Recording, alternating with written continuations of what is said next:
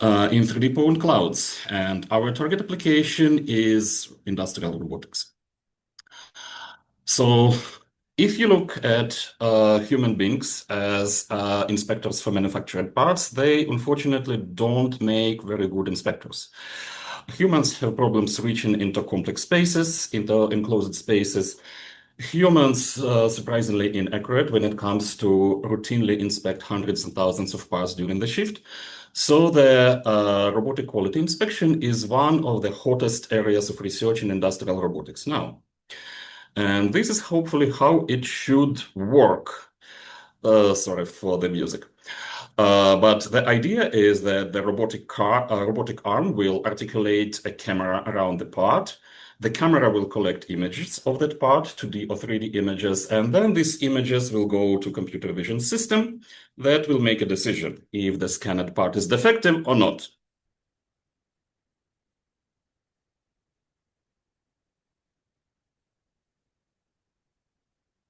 So this is how we would like this thing to work. How does it work in practice? The experience may vary. Recently, Ford had to rehire 700 human inspectors because this vision-based inspection system has failed them. It proved to be not sufficiently accurate. And in our research, we are trying to address this gap. We are aiming to build an accurate inspection system that will generalize very well to unseen parts, to the new types of parts. And we have chose 3D as our input modality because 3D sensors, they are generally much less sensitive to light changes than 2D cameras, and which is very important in a factory floor. They can detect a wide variety of different defects, cracks, bumps, sinks, and they very fluently and natively handle complex geometry of manufacturing parts. Like here you can see a turbine blade, which is one of our inspection targets. But unfortunately, on the vision part, 3D defect detection is quite hard. Unlike 2D images, we don't have these huge data sets of millions and millions images that has text annotation with them and that can be used to train things like CLIP. We are limited to only 3 public data sets for industrial anomaly detection that are limited to that exist to this day. Defects in reality, they are very small, they are subtle. They can be sized of millimeters and even less than millimeters, and they can easily be buried in a scanner noise. As I say, a hard requirement in industry is easy generalization towards unseen classes, so which rules out many of the mainstay types of deep learning models like supervised classifiers or segmentation models. And as a result, the task of anomaly detection is usually formulated as a fully unsupervised machine learning problem. But for this type of unsupervised models, achieving high accuracy is an inherent problem. Looking into the state of the art, there are 2 main families of anomaly detectors that have been developed by researchers today. The first one is reconstruction-based anomaly detectors. And the core idea is very simple. We train the model on the good shapes only, and then trying to use this model to reproduce this shape of the good part from the image or from the point cloud of the part under the test. And if the reconstructed image will differ from the actual image that we got from the scanner, it's likely that we have defects here. So reconstruction-based is attractive because it's naturally unsupervised method. But unfortunately, we have to train a separate model for each type of a part, usually, which is costly. And reconstruction-based anomaly detection is generally less accurate than a patch-based anomaly detection. This is a second paradigm towards anomaly detection. And here we take the full shape, full 3D shape of a part, and we are splitting it into small pieces, patches. So these patches, they have pieces of the local geometry of this object. We pass these patches, small point clouds, to the feature extractor, which could be basically anything. It could be point GPT pre-trained backbone. It could be traditional features like FPFH. And this feature extractor, it converts these patches, small point clouds, into feature vector. And feature vectors, they describe this local geometry of point clouds in a very accessible way. And they are stored in a memory bank. So this memory bank, it contains features of good reference shapes that have no defects or anomalies. So once we scan a test part, we extract patches with that part.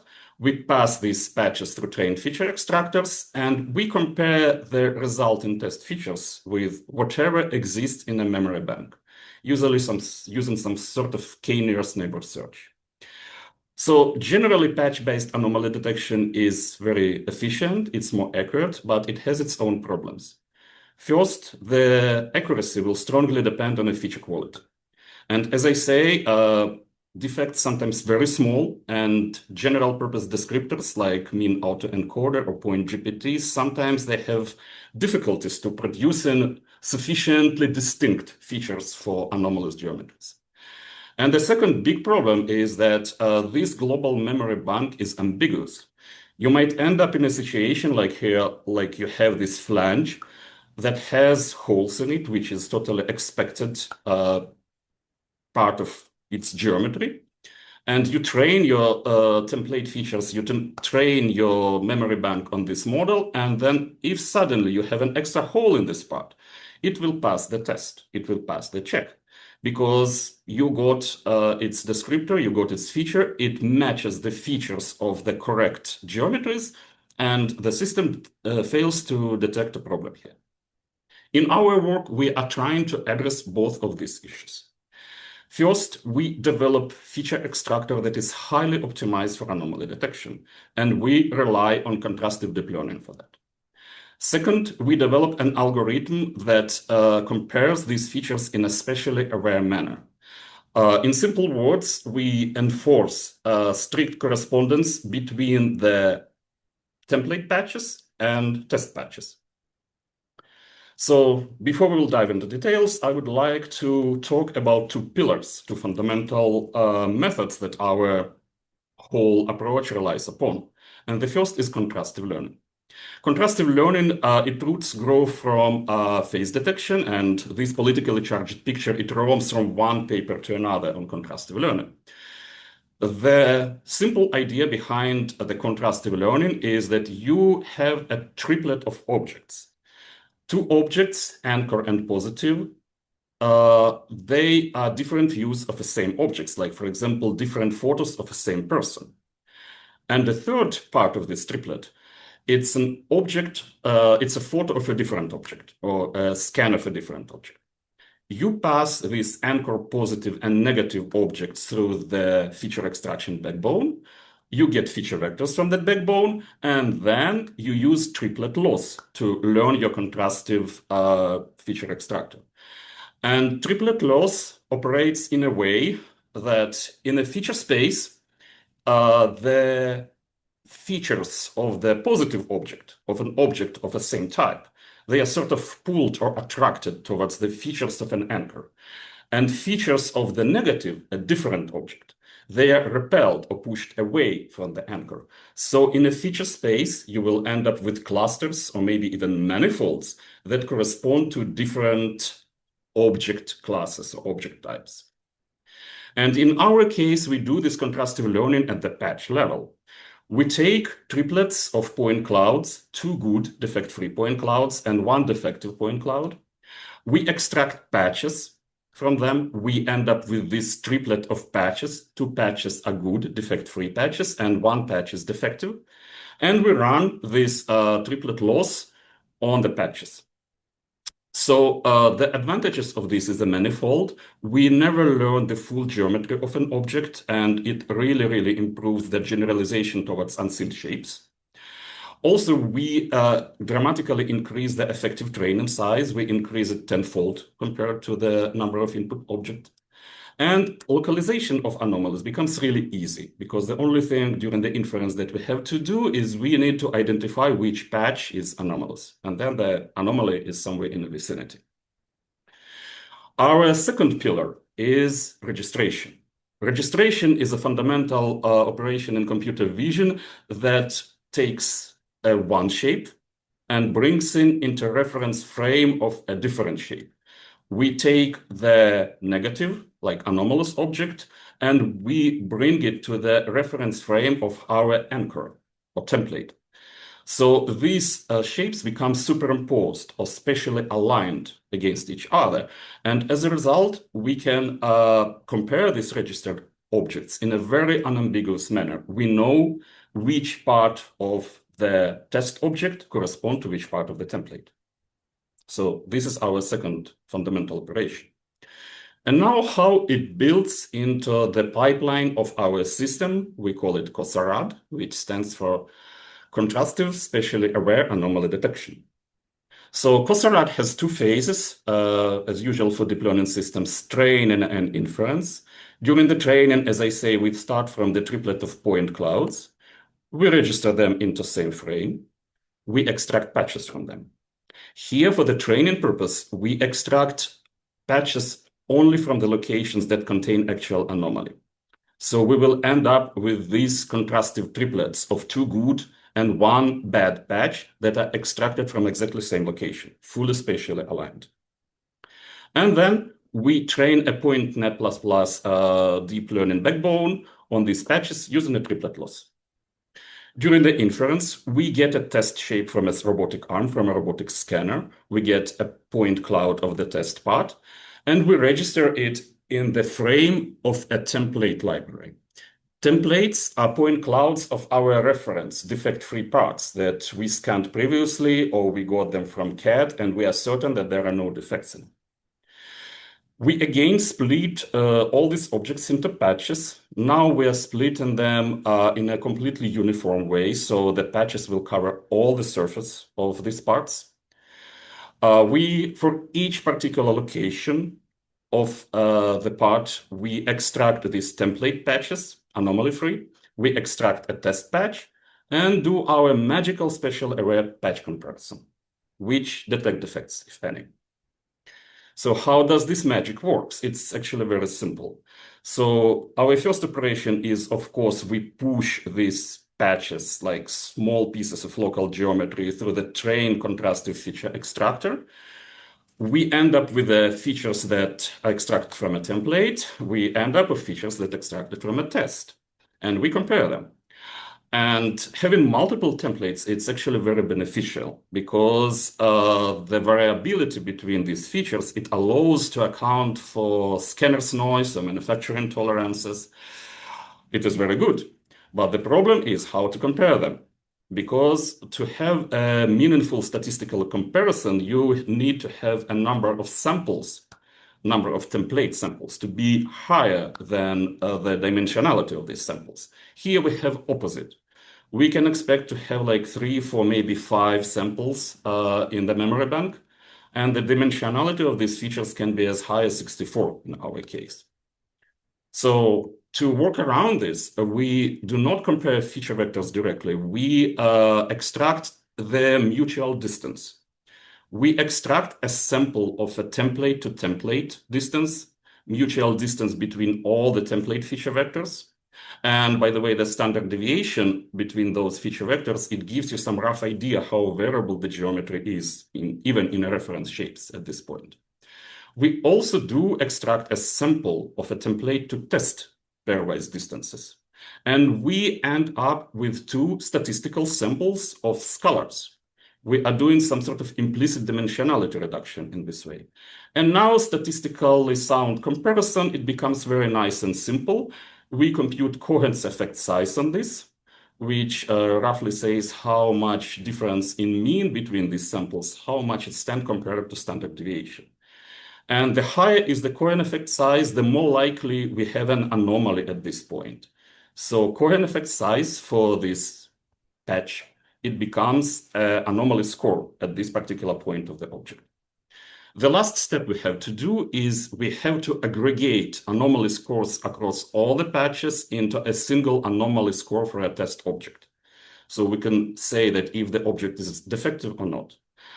Here we take a simple max, like the most anomalous, the score of the most anomalous patch, and use it as an object-wise score, but we explored other options as well. Localization, it also becomes simple. So basically, for every point in the surface of an object, we take a weighted sum of anomaly scores from each patch. We weight this anomaly scores by the distance between point and the patch. So basically, the higher is the distance from the point to the patch, the less contribution you will have from that patch to anomaly score of this point. And in this case, we end up with some sort of a heat map. How anomalous would be every part of the point on the object, and we use it for anomaly localization. We train and evaluate our system on two data sets, which are sort of a standard for 3D anomaly detection. The first data set is anomaly ShapeNet. It's a synthetic data set. The objects are synthetic, but they have very diverse geometry. The second data set is real. It contains real scans of real objects. And we train and validate our system using 12-fold cross-validation. We split all the objects into 12 groups. We train our model on 11 objects and then validate on objects that have never been seen by a feature extractor.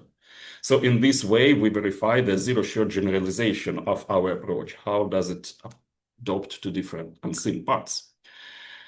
And we use receiver operating characteristic to measure the accuracy, which is pretty much a standard for the field. And we compute area under ROC curve on object level. So how good we are at classifying object on defective versus defect-free anomaly detection. And at the point level, which basically means how good we are at localizing anomalies. And we're pretty good. So we are setting the new state-of-the-art accuracy on both data sets. On anomaly ShapeNet, we are pretty much more accurate than everyone around, both in terms of anomaly detection as well as anomaly localization, and also on a more challenging real 3D data set of real scans. So here our approach is more accurate across most of the objects, which is good. But unfortunately, as you see, there are like 4 problematic, so to speak, geometries that we are not doing as well as we would like to. And I will speak briefly about this. And also, like even by eyeballing, you can see that we are doing a pretty good job at localizing anomalies, which is important for industrial people because they might want to fix the part rather than completely discard it. We did ablation studies on our work, and what we realized is that both of our innovations, contrastive learning feature extractor and spatially aligned comparison, they are synergetic. They are important in a sense that they both improve the accuracy of our method, but when they combine, they push it even further. But contrastive learning, it provides the biggest probably bang for a buck. It's dramatic improvement over, say, generic feature descriptors. We also realized that we are resilient to small perturbations in registration, because this is important, because registration is like a relatively complex and fragile operation. Basically, like if we will start making decisions based on multiple patches, if we could somehow alter our method, not taking just a max across anomaly scores for all the patches, it might provide additional accuracy boost, which is great news for us. Another good news is that this approach is simple and lightweight. It can be trained on a computer, on a consumer GPU. What is not good is that currently our data usage is inefficient. We train our model only on the geometries that have ever witnessed anomaly. If, for example, you never seen anomaly in some part of the object, this geometry will not be included in a training set of a feature extractor. And as a result, we see that for 4 problematic objects out of distribution objects, so to speak, our results is not that great. Also, unfortunately, the current method produced false alarms at object edges. So like it really, like if you have a top-down scan of a part, it really becomes jittery at these edges. So we improved this method further after ICRA publication.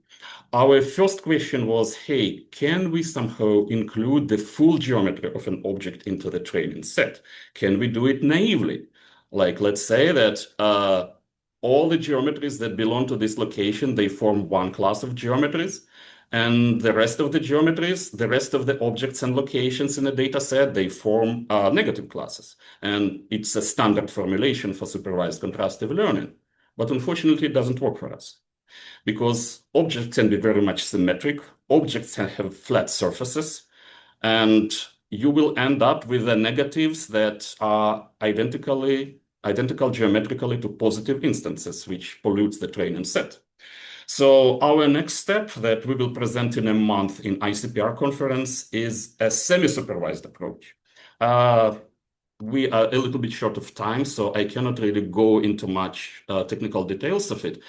But basically, we demonstrate that we don't need to, for certain, know like which objects are geometrically identical. We can train only on a subset of known contrastive relationships. We can know only a subset of these contrastive relationships in a data set. And as long as we are careful about constructing a training batch, this method will converge. And we established a theoretical criteria on what should be the training batch composition in order to ensure the convergence of this method. We consider this improvement to be our current maintained version. So if you will be ever interested in playing with this method, please use our next step. The code is on the web already. It's there. The paper will be released within the month. And this method, this improvement is both more accurate and more stable. It's definitely much less sensitive towards the hyperparameter values. So the takeaway of our study is that please don't be shy to use modern deep learning for industrial robotics. It can benefit industrial robotics greatly, and contrastive learning is such a viable tool. Also, please be aware of geometric constraints because it doesn't really matter how much your cool deep learning method accurate is, but like you have to be very careful about what you're comparing against what. And we establish a new state of the art in our field. We also would like to take this chance to thank Voxel 51 for organizing this and also ask you for help. We are conducting studies of real industrial fabricators, how they do quality assessment on their factory floor. It's an NSF-backed study. And if you know some people who could tell us how they inspect for anomalies, we would appreciate for such contacts. Thank you very much, and I appreciate your time.